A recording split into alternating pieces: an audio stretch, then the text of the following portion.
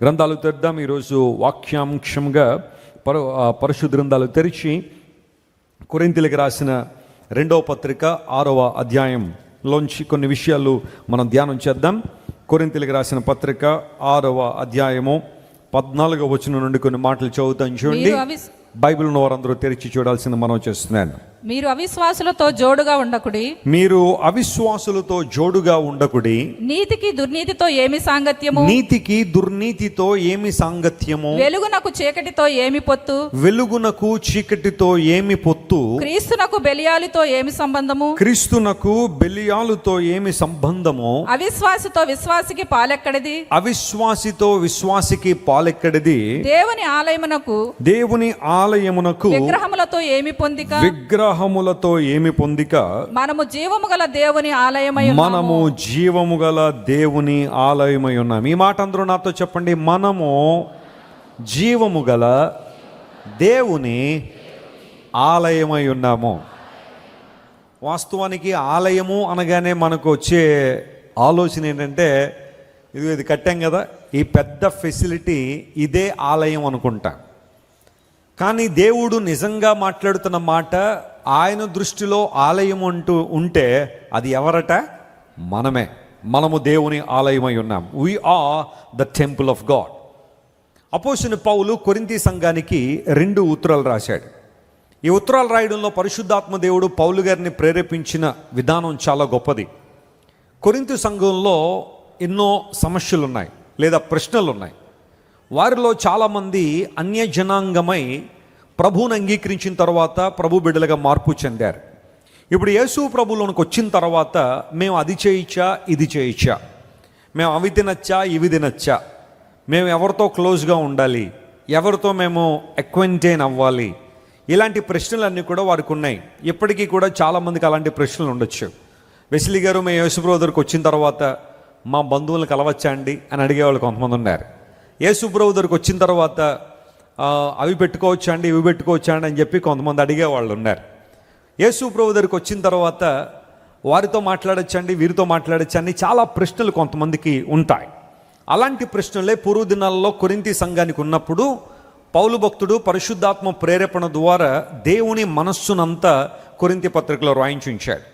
ఈ 6వ అధ్యాయం దగ్గరికి వచ్చేసరికి 2వ పత్రికలో పౌలు అంటున్నాడు, అవిశ్వాసులతో మీరు జోడుగా ఏం చేయకండి, ఉండకుడి అనే మాట అక్కడ వాడాడు. ఎందుకు అవిశ్వాసులతో జోడుగా ఉండకూడదు అంటే, వారు తమ అవిశ్వాసాన్ని మనలోనికి చొప్పిస్తూ ఉంటారు. వారిలో ఉన్న అవిశ్వాసాన్ని మనలోనికి ఎక్కిస్తూ నిన్ను దేవునికి దూరం చేసే అవకాశాలు చాలా ఎక్కువ ఉంటాయి. కాబట్టి అవిశ్వాసులతో స్నేహం చేసేటప్పుడు కానీ, సంబంధం పెట్టుకునేటప్పుడు కానీ చాలా జాగ్రత్తగా ఉండాలి. ఎందుకోసం అంటే వారు నిన్ను ప్రభావితం చేస్తూ ఉంటారు. కొంతమంది ఈ రోజుల్లో వివాహ వయసు వచ్చిన తర్వాత, అమ్మ జాగ్రత్త, మంచి నిర్ణయం తీసుకో, నీ జీవిత భాగస్వామిని ఎంపిక చేసుకునే విధానంలో తొందరపడద్దు అంటే, లేదండి వెస్లీ గారు, నేను చిన్నప్పటి నుంచి ఒక అబ్బాయిని ప్రేమించేస్తున్నానండి, ఇంకా ఆ వ్యక్తి అయితే ప్రభువులోకి అయితే రాలేదు, కానీ నేను పెళ్లి చేసుకున్న తర్వాత మార్చేసుకుంటానండి అతన్ని అని కొంతమంది అడిగేవాళ్ళు ఉన్నారు. లేదా కట్నం తీసుకోవట్లేదండి అబ్బాయి, మాకు తెలిసిన అబ్బాయి అండి, మంచోడు అని అంటున్నారండి అందరూ బట్టి ఇంకా మా అమ్మగారు వాళ్ళు, మా నాన్నగారు వాళ్ళు కూడా ఓకే అనేస్తున్నారు, కాబట్టి ఇంకేదో సంబంధాన్ని కలిపేసుకుంటున్నామండి అని కొంతమంది కాంప్రమైజ్ అయిపోయి సంబంధాలు కలుపుకునే వాళ్ళు చాలామంది ఉంటారు. నేను గమనించినంత మట్టుకు చాలా జీవితాల్లో ఇటు నుండి వారిని ప్రభు వైపు సంపాదించాల్సింది పోయి చాలా మట్టుకు ఎక్కడి నుంచి అటు వెళ్ళిపోయిన వారు చాలా మట్టుకు నాకు తెలుసు. ఎందుకోసం అంటే వారు ఆ తర్వాత వారిని టార్చర్ చేయడం కావచ్చు, లేదా ఇబ్బంది పెట్టడం కావచ్చు, ఇవన్నీ ఎదుర్కోవడానికి సిద్ధంగా లేని చాలామంది ఈరోజున ప్రభువును విడిచిపెట్టేశారు. నీ నిర్ణయాలు ప్రతి ఒక్కటి కూడా వాక్యానుసారంగా ఉండాలని దేవుడు మాట్లాడుతున్నాడు. అవిశ్వాసులతో మీరు జోడుగా ఉండకండి. బైబిల్ గ్రంథ చరిత్రలో ఒక వ్యక్తిని మీకు పరిచయం చేస్తాను. అతని పేరు లోతు. అందరూ చెప్పండి, ఆయన పేరేంటి? లోతు. లోతు అనబడే వ్యక్తి అబ్రహాం గారితో కలిసి కల్దీ దేశం నుండి బయటకు వచ్చాడు. అబ్రహాం గారితో దేవుడు మాట్లాడుతూ, అబ్రహామా లేదా అబ్రామా, నేను చూపించే దేశానికి నువ్వు వెళ్ళాలి అనగానే అబ్రాము బయలుదేరాడు. తన భార్యను తీసుకుని బయలుదేరుతుంటే ఈ లోతు కూడా అన్నాడు, నేను కూడా వస్తాను మీతో, మీరు ఎక్కడికో వెళ్తున్నారంట కదా, ఆ దేశం చాలా బాగుంటుందంట కదా, నేను కూడా వస్తానని ప్రయాణం అయితే చేశాడు. సుమారుగా 1000 మైళ్ళు అంటే 1500 కిలోమీటర్ల ప్రయాణం చాలా కష్టతరమైన ఇబ్బందితో కూడిన ప్రయాణాన్నే చేసుకుంటూ వచ్చారు. కనాన్ దేశంలోకి వచ్చిన తర్వాత అబ్రహాము గొర్రెల కాపరులకును లోతు యొక్క కాపరులకు చిన్న గొడవ వచ్చింది. పశువుల కాపరుల గొడవ వచ్చినప్పుడు అక్కడ జరిగిన విషయం ఏంటంటే, అబ్రహాం అన్నాడు, లోతు మరి పరిస్థితి కొంచెం విచిత్రంగా ఉంది, అందును బట్టి నువ్వు ఎక్కడికైనా వెళ్తావా, నీవు చూసి ఏ ప్రాంతానికి వెళ్తావో కోరుకో అనగానే, అన్నయ్య మన ఇద్దరం కలిసి బయటకు వచ్చాం, ఇద్దరం కలిసి ఉన్నాం, ఈ గొడవ మన ఇద్దరం మాట్లాడితే సొద్దుమణిగిపోద్ది, ఈ మాత్రం దానికి మన ఇద్దరం విడిపోవడం ఎందుకు అని అనాల్సిన లోతు ఒక్కసారి చూడగానే సొదొమ గొమొర్రా ప్రాంతం అంతా కూడా చాలా పచ్చగా కనబడిందట, దేవుని తోట వల్లే కనబడింది. వెంటనే ఆ ప్రాంతం అంతా నాకు కావాలని కోరుకున్నాడు. అబ్రహాముదేమో విశ్వాసపు చూపు, లోతుదేమో వెలిచూపు. వెలిచూపు అంటే అర్థం ఏంటో తెలుసా? చూడగానే కావాలి. లవ్ ఎట్ ఫస్ట్ సైట్ అంటారు కదా, అదే వెలిచూపు అంటే. మొదటి చూపులోనే నేను పడిపోయాను, మొదటి చూపులోనే ఆకర్షితుడిని అయిపోయాను, మొదటి చూపుల్లోనే ఆకర్షితురాలని అయిపోయాను అంటారు చూసారా. అలాగే లోతు కూడా సొదొమ గొమొర్రాను ప్రేమించి ఆ ప్రాంతానికి వెళ్ళిపోయాడు. జాగ్రత్త వినండి ప్రియులారా, సొదొమ లోతు వెళ్ళి వెళ్ళడంతోనే సొదొమలోకి వెళ్ళిపోలేదు. అతను ఏం చేశాడో తెలుసా? ఆ గవిని బయట తన గుడారం వేసుకుని రోజు చూస్తున్నాడు ఆ ప్రజల్ని. సొదొమ వాళ్ళు ఎలాంటి వారు, ఆ ప్రాంత ప్రజలందరూ వారి లక్షణాలు ఏంటి, వారి ఉద్దేశాలు ఏంటి. ఎప్పుడైనా కొంతమందికి ట్రాన్స్ఫర్లు అవుతూ ఉంటాయి ఉద్యోగాల్లో. భర్త అంటాడు, ముందు నేను ఆ ప్రాంతానికి వెళ్ళి ఆ ప్రాంతం ఎలా ఉందో చూసి వస్తాను. భార్యను పిల్లల్ని తీసుకెళ్ళడానికి ముందు భర్త వెళ్ళి ఆ ప్రాంతాన్ని అంతా కూడా జాగ్రత్తగా పరిశీలన చేస్తాడు. వాటర్ బాగుందా లేదా, ఆ ప్రాంతంలో ఇళ్ళు బాగున్నాయా లేదా, మనుషులు ఎలా ఉన్నారు, ఏంటి పరిస్థితి, ఇవన్నీ చూసుకుని వచ్చిన తర్వాత అన్నీ బాగుంటే కుటుంబం తీసుకెళ్తారు. లేదంటే మీరు ఎక్కడ ఉండండిలే, నేను అప్ అండ్ డౌన్ చేస్తానని చెప్పి వెళ్ళి వస్తూ ఉండే పరిస్థితులు కూడా కొన్ని ఉన్నాయి. లోతు వెళ్ళాడు, సొదొమ గవిని బయట గుడారం వేసుకుని రోజు వారిని చూస్తూ ఉంటే లేఖనాలు సెలవిస్తున్నాయి, సొదొమ మనుషులు బహుపాపులని. పాపులు అనలేదు, బహుపాపులు అంటే దేవుని మార్గములో నడిచేవాళ్ళు ఒక్కడు కూడా లేడు అక్కడ. ఇష్టానుసారం జీవించడం, స్వేచ్ఛానుసారంగా జీవించడం, వారికి ఏది అనిపిస్తే అది చేసేయడం, మనసుకి ఏది నచ్చితే అది చేసేయడం. ఇది దేవుని దృష్టిలో సరైందా కాదా, దేవుడు మెచ్చుతాడా లేదా, ఇది దేవునికి ప్రీతికరమా కాదా అనే పరిశీలన ఒక్కరు కూడా లేదో వారు బహుపాపులై ఉంటే, నేను పెరిగిన వాతావరణం ఇది కాదు కదా, అబ్రహాము గారి ఇంట్లో ఇలాంటి పరిస్థితి లేదు కదా, నేను మరలా అక్కడికి వెళ్ళిపోతాను అని లోతు వెనక్కి వచ్చేయాల్సింది. కానీ లోతు వెనుకకు రాకుండా సొదొమలోకి వెళ్ళిపోయి అక్కడ తన గుడారాన్ని వేసుకున్నాడు. జాగ్రత్త గమనించండి ప్రియులారా, లోతు తీసుకున్న చెడు నిర్ణయం లోతుని కొన్ని చెడ్డ పర్యవసానాల వైపు నడిపించింది. రెండవ ఆరాధనలో కూడా నేను చెప్పాను, కొన్ని సందర్భాల్లో మన దుష్ట ప్రవర్తన బట్టి, మన దోషాన్ని బట్టే బాధలు కలుగుతాయని లేఖనాల్లో రాయబడిన మాటను ఉదహరిస్తూ, చాలా మట్టుకు మన జీవితంలో జరుగుతున్న పర్యవసానాలకు కారణం ఎప్పుడో మనం తీసుకున్న చెడ్డ నిర్ణయాలే కావచ్చు. లోతు అలాంటి చెడ్డ నిర్ణయం తీసుకోవడం ద్వారా అతని జీవితంలో అనేకమైన ప్రతిబంధకాలు, అతడు అనుకోని సంఘటనలు చాలా తన జీవితంలోకి వచ్చేసాయి. లోతు కుటుంబంలో నెమ్మది లేదు, శాంతి లేదు. లోతు భార్య కంప్లీట్గా లోకస్తురాలు అయిపోయింది. సొదొమను విడిచి బయటకు వచ్చేసేయండి దేవుడు ఎంతో ప్రేమతో చెప్పినప్పటికీ కూడా సొదొమ వైపు తిరిగి ఉప్పు స్తంభం అయిపోయింది లోతు భార్య. లోతు కుమార్తెలిద్దరూ కూడా వారి జీవితంలో దారి తప్పి జీవించారు. ఆ తర్వాత లోతు అల్లుళ్ళందరూ కూడా ఆ సొదొమ గొమొర్రా దుర్ఘటనలో తమ ప్రాణాలు కోల్పోయారు. ఇవన్నీ ఎందుకు జరిగినాయి అంటే, ఇలాంటివన్నీ జరగడానికి కారణం లోతు అవిశ్వాసులతో జోడుగా ఉండడానికి వెళ్ళిపోయాడు. ఈరోజు నీ సహవాసం ఎవరితో? ఈరోజు నువ్వు ఎవరితో సహవాసం చేస్తున్నావు, ఎవరితో స్నేహం చేస్తున్నావు? ఆయా సందర్భాల్లో లోక సంబంధ వ్యక్తులతో నువ్వు స్నేహం చేయడం ద్వారా వారు నిన్ను దేవునికి దూరం చేసేస్తున్నారు. నువ్వు దేవుడి గురించి వారికి చెప్పడానికి సిగ్గుపడుతున్నావు, అవమానపడుతున్నావు. కారణం ఏంటో తెలుసా? వారు ఎప్పుడో నీ దగ్గర దేవుణ్ణి తృణీకరించారు లేదా అవమానించారు. ఆ అవమానాన్ని నీవు తలుచుకుని బహుశా నిన్ను కూడా యేసు ప్రభు గురించి మాట్లాడితే అవమానిస్తారని చెప్పి వాళ్ళ దగ్గర నువ్వు అసలు ఏం మాట్లాడలేకపోతున్నావు. కారణం వారి ప్రభావం నీ మీద చాలా గట్టిగా ఉంది. అనేక సార్లు లోక సంబంధమైన బంధువుల దగ్గర దేవుని బిడ్డలు నోరెత్తలేని పరిస్థితి. వారు ఏం చెబితే అది, ఇలా చేయమ్మా, నీకు రోగం తగ్గాలంటే ఇది చేయి, నువ్వు ఆర్థికంగా బలపడాలంటే ఈ తాడు కట్టుకో, నువ్వు ఆర్థికంగా బలపడాలంటే నీ ఇంటి ముందు ఈ బొమ్మ పెట్టు, లేకపోతే ఈ తాయితీ కట్టుకో, ఇది చేయి అది చేయి. వాళ్ళ దగ్గరికి వెళ్ళి వీళ్ళ దగ్గరికి వెళ్ళి వాళ్ళు వీళ్ళు సలహాలు ఇస్తారు.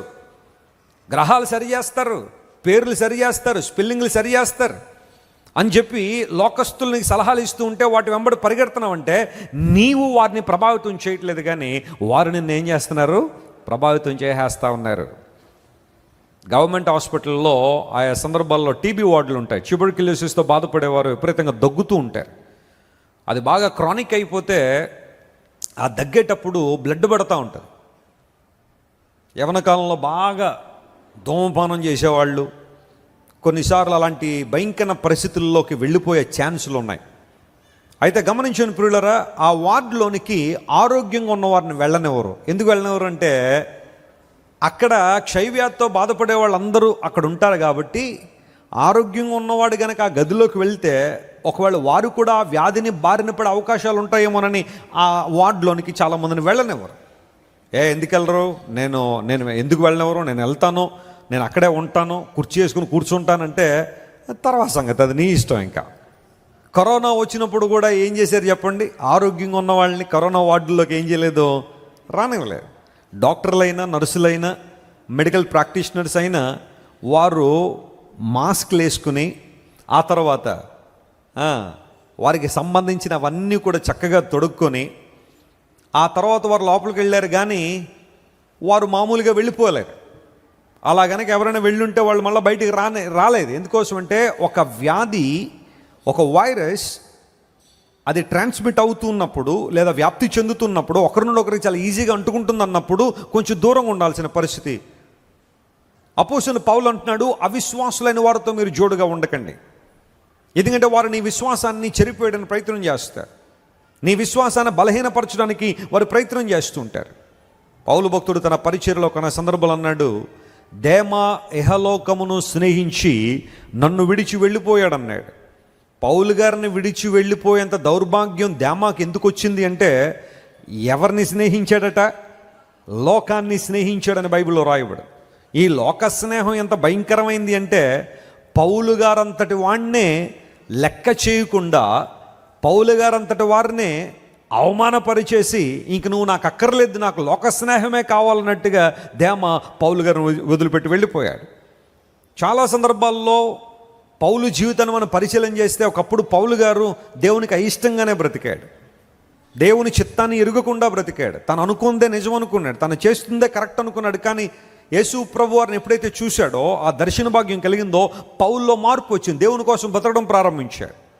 పౌలు గారితో సువార్తలో ఉండాల్సిన దేమ లోకాన్ని స్నేహించాడట. ప్రభువుని ప్రేమించాల్సిన దేమ లోకాన్ని స్నేహించి ప్రభువుని విడిచిపెట్టి వెళ్ళిపోయాడు. పౌలు గారు ఆ విషయంలో చాలా బాధపడ్డాడు. ఈరోజు నీ జీవితంలో నేను పాత నిబంధనలోంచి ఒక ఉదాహరణ, నూతన నిబంధనలోంచి ఒక ఉదాహరణ ఇచ్చానో, మనం ఎవరిని ప్రేమించువారుగా ఉన్నాం, ఎవరిని స్నేహిస్తున్నాం పరిశీలన చేయాలి. నీవు నేను దేవుని బిడ్డలంగా ప్రభువును ప్రేమించడానికి పిలువబడ్డాం. దేవుని నామమున స్తోత్రం కలుగునుగాక.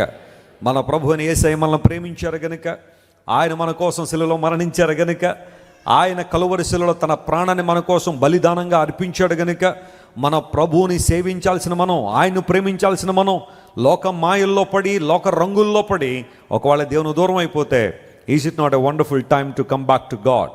దేవుని దగ్గరికి రావడానికి ఇది అద్భుతమైన సమయం కాదా? ఇది ఒక శ్రేష్టమైన సమయం కాదా? పౌలు భక్తుడు అంటున్నాడు, దేవుని బిడలారా మీరు అవిశ్వాసులతో జోడుగా ఉండకండి. నీతికి దుర్నీతికి సాంగత్యం లేదు, వెలుగునకు చీకటితో సంబంధం లేదు, క్రీస్తునకు బెలియాలతో సంబంధం లేదు, అవిశ్వాసికి విశ్వాసితో పాలు లేదు, దేవుని ఆలయమునకు విగ్రహములతో పొందిక లేదు. మీరు దేవుని జీవం గల ఆలయమై ఉన్నారు గనుక ఆయన పిలిచినట్టుగా బ్రతకండి. అప్పుడు దేవుడు మీకు తండ్రి అయి ఉంటాడు, ఆయన మిమ్మల్ని చేర్చుకుంటాడనే మాట అక్కడ రాశాడు. ప్రియులారా గమనించండి, ఇలా ఉండకండి అని పౌలు చాలా స్పెసిఫిక్గా తెలియజేశాడు. బైబిల్ గ్రంథం ఎంత బాగుంటుందంటే, బైబిల్ గ్రంథాన్ని చదువుతూ ఉంటే, పరిశుద్ధ గ్రంథాన్ని జాగ్రత్తగా పరిశీలన చేస్తూ ఉంటే మనం ఎలా ఉండాలో బైబిల్ చెప్పింది. స్తోత్రం చెప్పండి, హల్లెలూయా. ఎలా ఉండాలో బైబిల్ మనకు నేర్పించింది. అట్ ది సేమ్ టైం మనం ఎలా ఉండకూడదో కూడా బైబిల్ తెలియజేసింది. Bible deals in this two areas. Bible గ్రంథం ఈ రెండు విషయాల్ని మన ముందు ఉంచింది. ఎలా ఉండాలో చెప్పింది, ఎలా ఉండకూడదో కూడా చెప్పింది. డాక్టర్ గారి దగ్గరికి వెళ్ళాం, ఏదైనా వ్యాధి వచ్చిన తర్వాత డాక్టర్ గారు మొత్తం టెస్టులన్నీ చేసిన తర్వాత ఆయన మనకి మెడిసిన్ ప్రిస్క్రైబ్ చేస్తారు. ఆ మెడిసిన్ ప్రిస్క్రైబ్ చేసిన తర్వాత డాక్టర్ గారు కొన్ని సలహాలు ఇస్తారు. అమ్మా, నీకు పచ్చకామెర్లు వచ్చాయి కాబట్టి దయచేసి నువ్వు ఏం తినకూడదు చెప్పాలా? మాంసం తినకూడదు, ఎస్పెషల్లీ చికెన్ తినకూడదు. ఏం డాక్టర్ గారు, తింటే ఏమవుద్దండి? తింటే మళ్ళీ నా దగ్గరికి రావమ్మా నువ్వు, అంతే కదా. ఇక మళ్ళీ ఆయన దగ్గరికి వెళ్ళే అవకాశాలు ఉండవు, జాగ్రత్తగా ఉండాలి. పచ్చకామెర్లు వచ్చినప్పుడు చికెన్ తినడం కానీ, కొంచెం రోజు నాకు క్వార్టర్ తాగే అలవాటు ఉందండి, అందును బట్టి తాగుతానండి, ఇలాంటివంటే కుదరదు. పచ్చిం చేయాలా.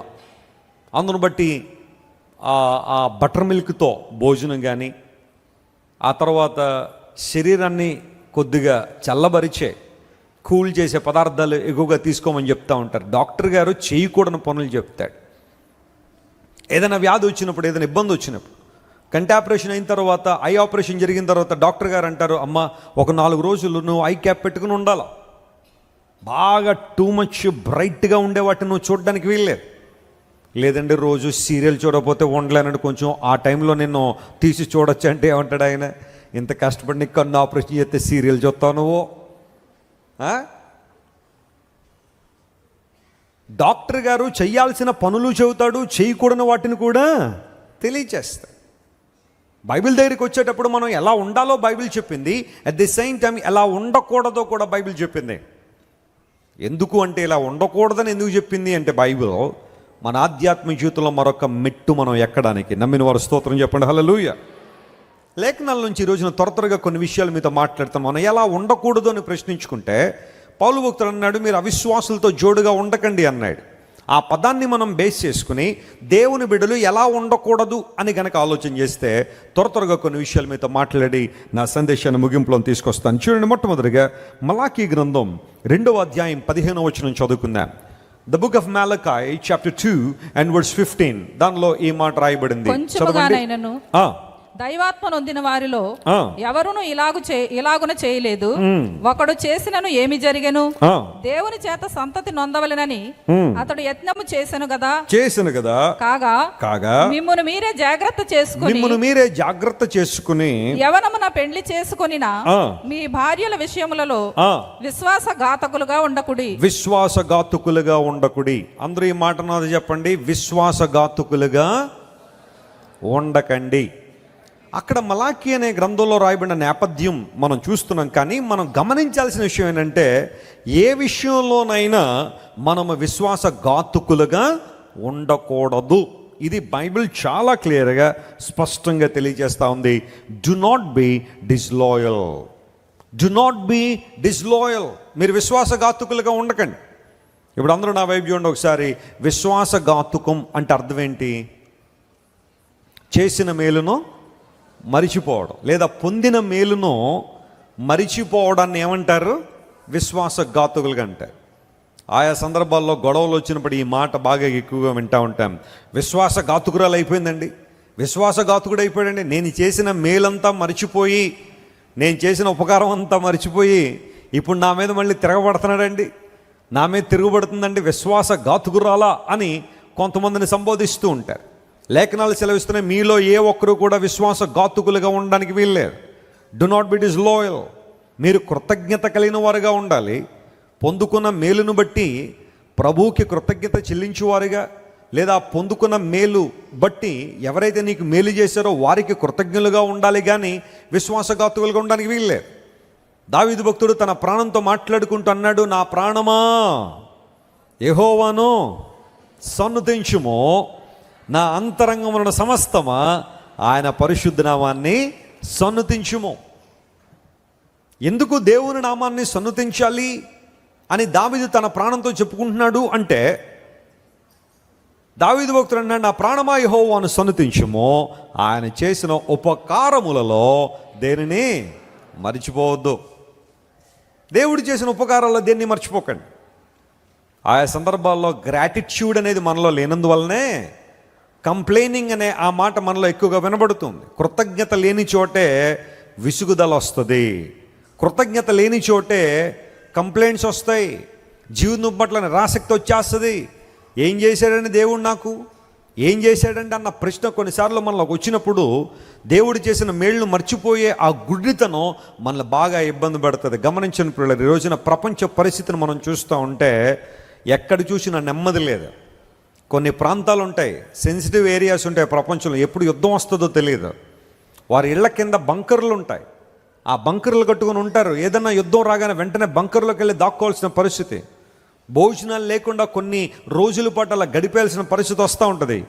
కానీ దేవుడు మనకిచ్చిన శ్రేష్టమైన ప్రదేశాన్ని బట్టి కూడా మనం ఏం చేయాలి చెప్పండి? దేవుని స్తుతించాలి. ఆయన మనకిస్తున్న వస్త్రాలను బట్టి దేవుని స్తుతించాలి. ఆయన మనకిస్తున్న ఆహార పదార్థాలను బట్టి దేవుని స్తుతించాలి. ఆయన మనకిచ్చిన కుటుంబాన్ని బట్టి దేవుని స్తుతించాలి. అన్నిటికన్నా ప్రాముఖ్యంగా ఆయన మనకిచ్చిన రక్షణను బట్టి మనం ఏం చేయాలా? దేవుని స్తుతించాలి. దేవుని మందిరాన్ని బట్టి మనం దేవుని స్తుతించాలి. పరిశుద్ధులైన సమూహాన్ని బట్టి, సంఘాన్ని బట్టి దేవుని స్తుతించాలి. వాక్య క్రమంలో నిన్ను ముందుకు తీసుకెళ్తున్న దైవజనులను బట్టి నువ్వు దేవుని స్తుతించాలి.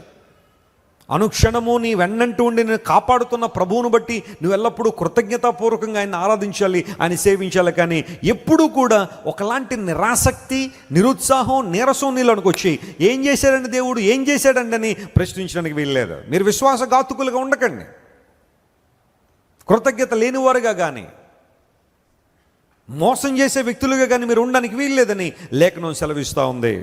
ఈ రోజుల్లో అనేక మంది కృతజ్ఞత లేనివారుగా ఉంటున్నారు, విశ్వాసఘాతుకులుగా ఉంటున్నారు. లేఖనం సెలవిస్తూ ఉంది, డు నాట్ బి డిస్లాయల్. దేవుని స్తుతించే అనుభవం, ఆయన కృతజ్ఞత తెలియజేసే అనుభవం. ఒక దైవజనుడు అన్నాడు, జాగ్రత్త వినండి, నీకు వేసుకోవడానికి ఒక 4 జతల బట్టలు, తినడానికి ఏ రోజు కూడా పస్తు లేకుండా భోజనం, ఉండడానికి ఒక అద్దె నివాసం అయినా, ఒకవేళ మీ సొంత గృహం అయినా ఉండడానికి ఒక చక్కని నివాసం, ఎండొస్తే ఎండిపోకుండా, వర్షం వస్తే తడిసిపోకుండా, చలేస్తే వణికిపోకుండా ఉండే ఒక చిన్న గృహం, అది అద్దెదైనా సొంతదైనా కనుక మీకుంటే ఈ ప్రపంచంలో 80% మంది కంటే నువ్వు గొప్పవాడు అన్నాడు. స్తోత్రం చెప్పండి, హల్లెలూయా. 80% మంది ప్రజల కన్నా నువ్వు చాలా చాలా ఉన్నతమైన స్థితిలోనే ఉన్నావు. 4 జతల బట్టలకే, ఏ రోజు పస్తు లేకుండా భోజనానికే. ఎస్, ప్రపంచంలో చాలామందికి బహుశా అవి కూడా అందడం లేదేమో.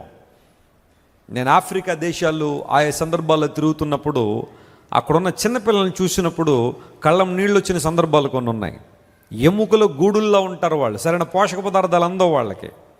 ఎముకల గూడులు అస్థిపంజరాల్లాగా వాళ్ళు బట్టలు వేసుకోవడానికి కూడా కొన్ని సందర్భాలు బట్టలు లేని పరిస్థితుల్లో వారు ఉండి ఆ వీధుల మీద, ఆఫ్రికాలో విపరీతమైన ఎండలు ఉంటాయి, ఆ ఎండల నుంచి తమను తాను కాపాడుకోలేక అలా పడిపోతున్న పరిస్థితులు వీధుల్లో చాలామంది ఉంటారు.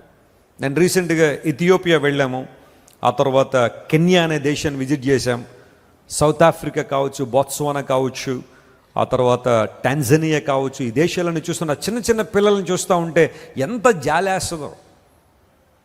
దేవుడు మనకిచ్చిన ఆధిక్యతలను బట్టి ఎప్పుడైనా ప్రభువును స్తుతించామా? ఒక దైవజనుడు అంటాడు, నా కాలికి బ్రాండెడ్ షూ లేదని ఏడ్చాను నేను దేవుని సందుకు వచ్చాయి. ఎప్పటివరకు ఒక తెలుసా, నా ప్రక్కన కూర్చుని ఆయనకి కాళ్ళు లేవని చూసేంతవరకు దేవుని సందుకు వచ్చి బ్రాండెడ్ షూ కోసం ఏడ్చాను. కానీ ఎప్పుడైతే నా ప్రక్కన కూర్చుని ఆయన కాళ్ళు కూడా లేవు, అయినప్పటికీ ఆయన దేవుని స్తుతిస్తూ, ప్రభువా నీవు నాకు ఇచ్చిన జీవితాన్ని బట్టి వందనాలయ్యా, ఈ దేహాన్ని బట్టి నీకు స్తోత్రాలని కాళ్ళు లేని ఆయన దేవునికి స్తోత్రం చెప్తా ఉంటే సిగ్గనిపించింది. నేను ఉన్న కాళ్ళకి ఏ షూ వేద్దామని చెప్పి ప్రతిరోజు వరి అవుతూ ఉంటే కాళ్ళు లేనోడు కాళ్ళు లేవని వరి అవ్వకుండా మిగతా దేహాన్ని బట్టి దేవుని స్తుతిస్తూ ఉంటే చాలా సిగ్గనిపించింది అన్నాడు. నిజమే, ఆయా సందర్భాల్లో నీకున్న ఆధిక్యత ఏంటో నీకు తెలియనందువల్లనే ఏడుస్తున్నావు, నిరుత్సాహపడుతున్నావు, నిరసించిపోతున్నావు. కృతజ్ఞత లేని జీవితం బహుశా నీలో ఉందేమో. ఈరోజు దేవుడు మాట్లాడుతున్నాడు, మీలో ఏ ఒక్కరు కూడా విశ్వాసఘాతుకులుగా ఉండకండి. చేసిన మేలును మర్చిపోయేవారుగా కానీ, చేసిన మేలును మరిచిపోయి మరలా మేలు చేసిన వారి మీద తిరుగుబాటు చేయడం కానీ అలాంటివి చేయడానికి వీల్లేదు. ఇశ్రాయేలు ప్రజల యొక్క జీవితంలో అనేక సార్లు ఈ విశ్వాసఘాతుకం అనేది కనబడతానే ఉంది. దేవుడు ఎన్నో మేళ్ళు వాళ్ళకి చేస్తున్నా ప్రతి చిన్న విషయానికి వాళ్ళు ఏం చేయడం ప్రారంభించారు? సనగడం మొదలుపెట్టారు, ఏడవడం మొదలుపెట్టారు.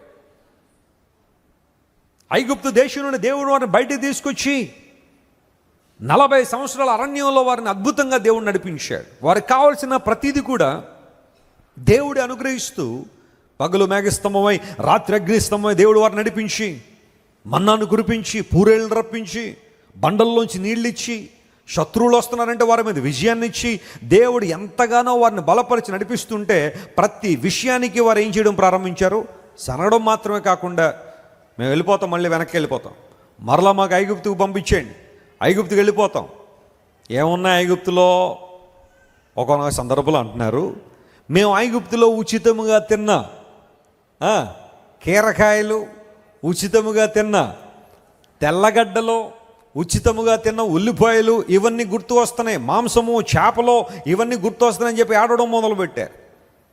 నిజంగా మాట్లాడేసుకుంటే వాళ్ళు ఉచితంగా ఐగుప్తులు అవి తిన్నారా? ఏం తిన్నారు వాళ్ళు? దెబ్బలు తిన్నారా? ఫరో భయంకర కొట్టడం మొదలు పెడతా ఉంటే మీకు గడ్డి కూడా ఇవ్వము, మీరు ఇటుకలు లెక్క అలాగే చెయ్యాలని భారం పెంచేస్తే అక్కడంతా నలిగిపోయి అణిగిపోయి పడరాని బాధలన్నీ పడి దేవుడు ఇంత చక్కగా అన్ని పోషితాలు బయటకు వచ్చి అంటున్నాడు, మేము ఉచితముగా తిన్న ఉల్లిగడ్డలు తెల్లగడ్డలు మాకు గుర్తు వస్తున్నాయని. దాన్నే డాంబికం అంటారు. డమ్మం అంటే అర్థం ఏంటి? లేనిది ఉన్నట్టుగా చెప్పుకోవడం, ఉన్నది ఉన్నట్టుగా చెప్పుకోవడం తప్పేం కాదు. ఎంత వచ్చినాయిరా మార్కులు? 40 వచ్చినాయి అన్నయ్య, కొంచెం కష్టపడి నెక్స్ట్ టైం 90 తెచ్చుకుంటానంటే పర్లేదు. నీకు వచ్చిన మార్కులు 40, ఎంత వచ్చినాయంటే 90 మార్కులు వచ్చాయి లేదా 100 మార్కులు వచ్చాయని చెప్పేవాళ్ళు కొంతమంది ఉంటారు. డంబం. ఎంతమ్మా జీతం నీకంటే ఆ జీతం అడగకూడదు అనుకోండి ఎవరిని. వచ్చేది 15,000, చెప్పేదంతా ₹1,00,000. డాంబికులు దేవుని సన్నిధిలో నిలవలేరని బైబిల్లో రాయబడింది. ఉన్నదన్నట్టుగా మాట్లాడు, వాస్తవాన్ని వాస్తవంగా మాట్లాడు, అందులో తప్పేం లేదు. ఐగుప్తులో ఫ్రీగా తిన్నావు నువ్వు, అక్కడ ఫ్రీగా దెబ్బలన్నీ తినేసి బయటకు వచ్చి అంటున్నారు ఇక్కడ మేమేం తిన్నాం. ఒక్కొక్కడు ఉంటాడు చేయకూడని పనులు చేసి జైల్లోకి వెళ్తాడు, లేకపోతే ఆ పోలీస్ స్టేషన్లో తీసుకెళ్ళిన తర్వాత పోలీసు వాళ్ళు లోపలికి తీసుకెళ్ళి వాళ్ళకి రావాల్సిన ఇన్ఫర్మేషన్ కోసం శుభ్రంగా లాఠీలకి పని చెప్పి చాలా చక్కగా లోపల ట్రీట్మెంట్ చేసి బయటికి పంపిస్తారు. అప్పుడు ఫ్రెండ్స్ అడుగుతారు, అరే ఏం జరిగిందిరా లోపల? ఏమన్నారంటే బిర్యానీ పెట్టారా మనకి. నీ బిర్యానీ పెట్టారు లోపల, నీకు లోపల తినాల్సిన దెబ్బలన్నీ తినేసి బయటకు వచ్చేసి బిర్యానీ పెట్టారు తెలుసా. మరి ఆ బిర్యానీ మీనింగ్ ఏంటో మరి తెలియాలి బయటకు వచ్చాక. డాంబికమైన జీవితం మనకు పనికిరాదు. హెచ్చించుకోదగిన దానికన్నా ఎక్కువ హెచ్చించుకోవద్దు అన్నాడు బైబిల్లో. ఎంతవరకు అంతే అంతవరకు, ఆ లిమిట్ నీకు తెలియాల.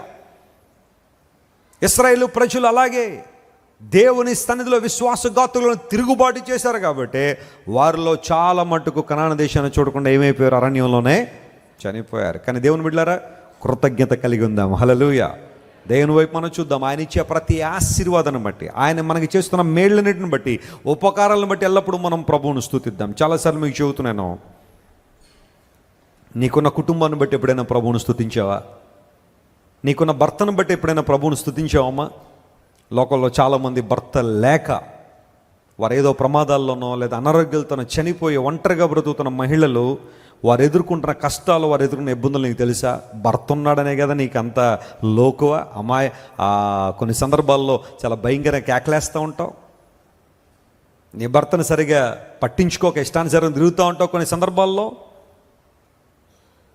భర్త లేని వాళ్ళని అడుగు, అసలు ఆ పరిస్థితి ఎలా ఉంటుందో. కొన్ని సందర్భాల్లో ఆ ఒంటరితనంలో చాలామంది వేదన పడుతూ, తల్లిదండ్రులు లేని పిల్లలు, పిల్లలు లేని తల్లిదండ్రులు ఎన్నిసార్లు కుటుంబాల్లో వేదన అనుభవిస్తున్నారు. నీకున్న కుటుంబాన్ని బట్టి ఎప్పుడైనా దేవుని స్తుతించావా? నీకున్న సంఘాన్ని బట్టి, సంఘ నాయకులను బట్టి ఎప్పుడైనా ప్రభువును స్తుతించావా? అనేక మంది అబద్ధ బోధల్లో, అబద్ధ భయంకరమైన పరిస్థితుల మధ్య కొట్టుమిట్టాడుతున్నప్పుడు దేవుడు సత్యానికి స్తంభంగా ఉన్న సంఘంలో నాటినందుకు నువ్వు ఎప్పుడైనా ప్రభువును స్తుతించావా? ప్రపంచంలో ఎన్ని అబద్ధ బోధలు చెలరేగిపోతున్నాయి ఈ రోజున. మన భారతదేశంలో కూడా సెటానిక్ చర్చెస్ వచ్చేసాయి, సాతాను సంఘాలు వచ్చేసాయి. హైదరాబాద్లో కూడా ఉందట, అది ఎక్కడుందో తెలియలేదు కానీ అడ్రస్, కానీ ఉందని విన్నాను. సాతాను సంఘాలు ఈ రోజున ప్రజలు మభ్యపెడుతున్నారు. యూజువల్గా మనం క్రాస్ వేస్తున్నప్పుడు ఒక అడ్డుకర్ర నిలువుకర్ర క్రాస్ మనం ఒక విధానంలో వేస్తాం కదా, వాళ్ళు క్రాస్ని తిరగేసి పెడతారు. వాళ్ళు అంతా రివర్స్ అన్నమాట. క్రాస్ తిరగేసి ఉంటుంది. వాళ్ళకు కూడా ఒక గ్రంథం ఉంటుంది, దానిలో యెహోవా నా కాపరి నాకు లేమి కలగదు అన్న చోట వాళ్ళు సాతాను నా కాపరి నాకు లేమి కలగదని రాసుకుంటారు. ఓ పాస్టర్ గారు ఫ్లైట్లో ప్రయాణం చేస్తుంటే ప్రక్క ఉన్న వ్యక్తి ప్రార్థన చేస్తున్నాడట. ఫ్లైట్ ఒక 4 గంటలు ప్రయాణంలో ఫ్లైట్ టేక్ ఆఫ్ అయిన దగ్గర నుంచి ల్యాండ్ అయ్యేంత వరకు కూడా ఆ వ్యక్తి అలాగే ప్రార్థన చేస్తుంటే పాస్టర్ గారికి చాలా ఇబ్బంది అనిపించింది. అరే నేను చేయలేకపోతున్నాను